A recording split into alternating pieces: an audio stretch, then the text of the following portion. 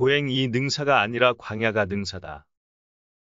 고행은 스스로 신체에 안정된 고통을 주는 종교적 수단이다.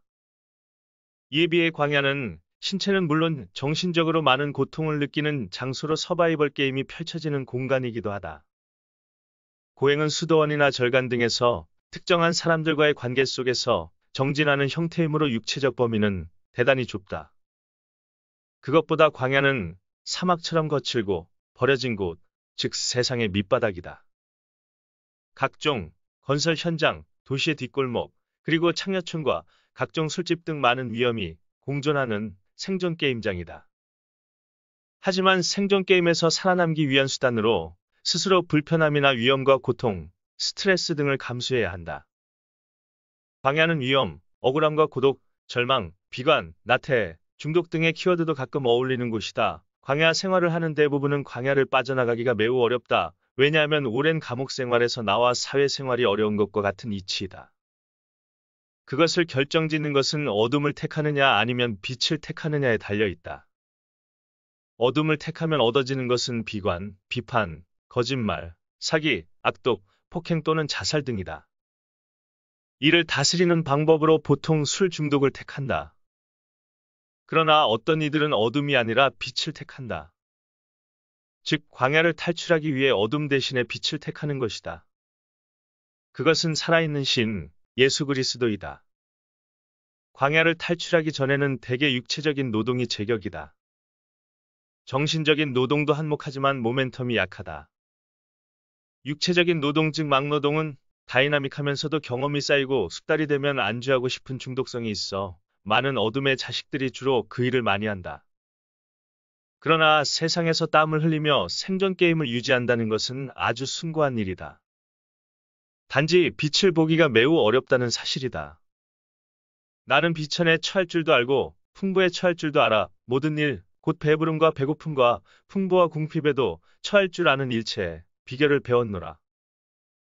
빌립보서 4장 12절 말씀. 광야의 유익은 빛을 택함으로써 제 힘을 발휘한다. 비록 생존을 위한 광야이지만 포기할 수 없는 자신의 그 무엇을 위하여 아무리 시간이 걸리고 힘이 들고 암울한 상황이 지속되더라도 절대로 포기하지 않는다. 결국 길고 길었던 어둠의 터널 끝자락에서 만나는 빛을 보게 된다. 창조주 하나님에 대한 끈을 놓치지 않았던 그에 대한 보답으로 진흙 속에서 피어나는 연꽃처럼 새로운 삶을 맛보게 된다. 이것이 진정한 광야 탈출이다. 마치 영화의 빠삐용에서 고립된 섬을 코코넛 가마니를 만들어 자신을 바다에 던져 탈출하여 팔이 목마르던 언덕 벤치에 앉아 지나온 추억의 파노라마를 보는 것처럼 자신의 광야를 탈출한 그런 환희를 맛보아야 한다. 오직 주 하나님의 은혜를 맛보게 되는 의와 평강, 희락을 여과 없이 즐기게 된다. 광야는 승자가 반드시 거쳐야 할 훌륭한 서바이벌 코스이다. 나는 지금도 광야 속에서 탈출하지 않는 어둠의 자식들을 가끔 볼 수 있다. 그들은 출구가 필요하지 않은 듯하다. 왜냐하면 절실함이 없는, 즉 조금도 변함이 없는 삶을 원하기 때문이다. 고행이 능사가 아니다. 처절한 생존 게임 속에서 하나님을 만나는 것이 지상 최후의 승자이다. 나 역시 광야를 탈출을 한 사람으로서 자랑에 그치는 것이 아니라 18년간의 광야 생활이 나를 감격하게 만들기 때문이다.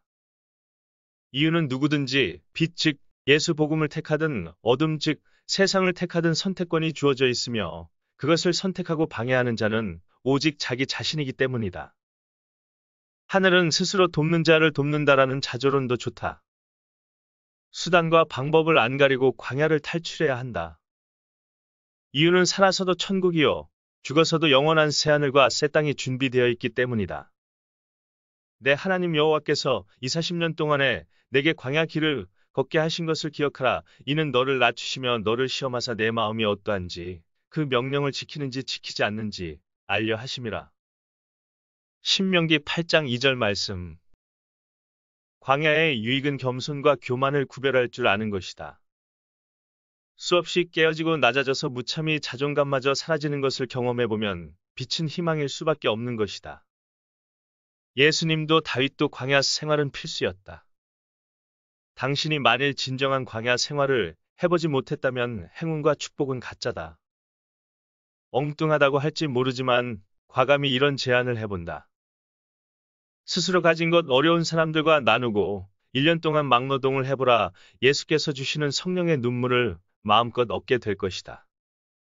요즘은 예전보다 노동 상황이 많이 나아졌다. 분명 주님께서 기뻐하실 것이다. 감사드립니다. 다음 편을 기대하세요.